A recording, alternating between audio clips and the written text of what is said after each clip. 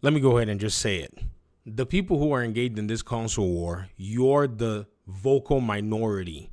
It's very evident, seemingly, because, in my opinion, anyways, we can tell from the engagement across the board. It's pretty much just the same old us. I come in with my perspective that let's look at it from what the industry is doing. Let's look at the market. I game on PC. I like gaming on console from time to time. PlayStation, is my preferred. But at the end of the day, kowtowing to a company, to me, I don't think it really will help you. Because at the end of the day, let me tell you, the interest of that company is tantamount to the company more than anything else. Now, some companies, they intersect value with also serving their customers, and you're going to see it from time to time. And believe you me, man, I got to tell you that one of the people that I've seen that usually are excited for exclusivity barriers being broken down are developers.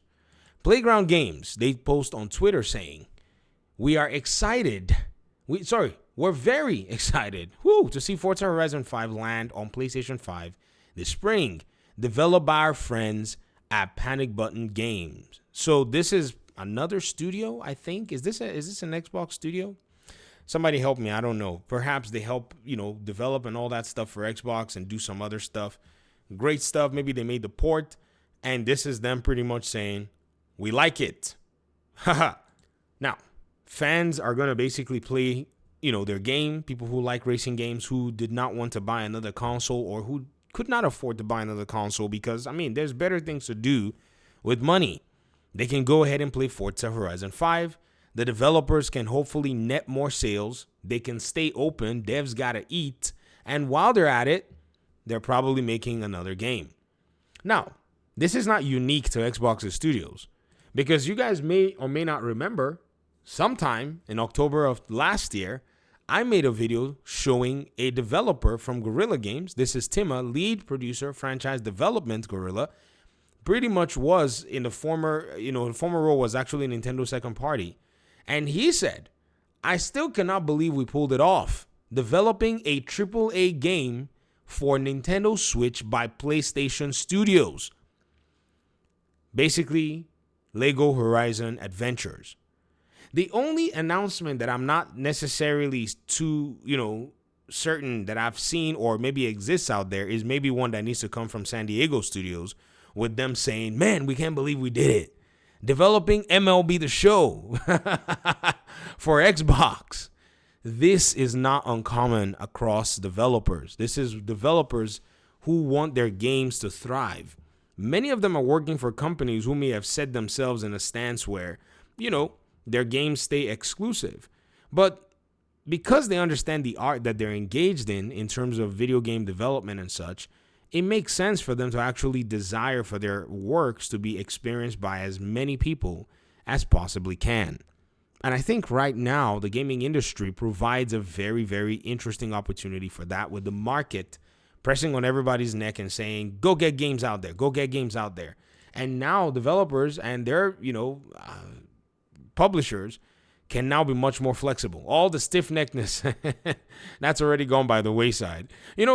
Guys, to me, this is a very interesting paradigm shift, but it's not one that really does, give me too much in terms of a surprise. But I am still quite fascinated that it's happening in real time, because all one could do was hypothesize and see if any of this was actually a thing or if any of this could actually possibly happen. And here we are, and it's actually happening, right? Developers are celebrating their games going to other platforms. And as much as somebody may come out here and say, Lego doesn't belong to this and Lego doesn't belong to that is nonsense. You can literally read the statement and how this Guerrilla producer basically placed it and stated it. We pulled it off, developing a AAA game for Nintendo Switch by PlayStation Studios. And if you want to dial in on the rumor mill, you also have to go ahead and remember Tom Henderson's article as well in December of last year. This is not, left my purview. I told you, Lego Horizon Adventures, to me, was one of the most important games of 2024 in the entire conversation of the video game industry, because PlayStation went out of their way to launch a non-live service game that was brand new, a brand new IP, right? And they launched it on PC day one and on the Nintendo Switch day one. So if we just keep looking at how the industry is going, there's talk that Lego Horizon Adventures could be coming to Xbox in the coming months. It's claimed. Now, this is more speculative, but again, even if it doesn't matter, because the goal of the game actually even trying to launch on the Switch, or at least launching on the Switch, is simply because they wanted to basically get more sales. They wanted to leverage stuff and get out there. And Guerrilla is a big and important studio in PlayStation's pipeline. So games like these are quite critical, just like Insomniac is capable of making, a Ratchet and Clank game from time to time, right? They made the Rift Apart game. Then they made Miles Morales, right? And so these anthologies and these small titles really can help if they land very well. But I don't know how fortunate this game was to basically, cop more sales. And, time is going to tell at the end of the day if, it was probably worth the effort for them to basically make the port, and if they saw any gains or any benefits, and how the games contrasted when it was actually looked at compared to what PlayStation players, did in terms of purchasing the game.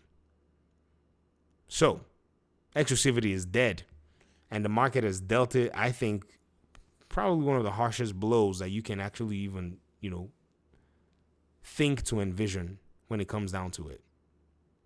Let me hear your thoughts in the comment section. Thanks so much for watching. Appreciate you guys so much. Peace out.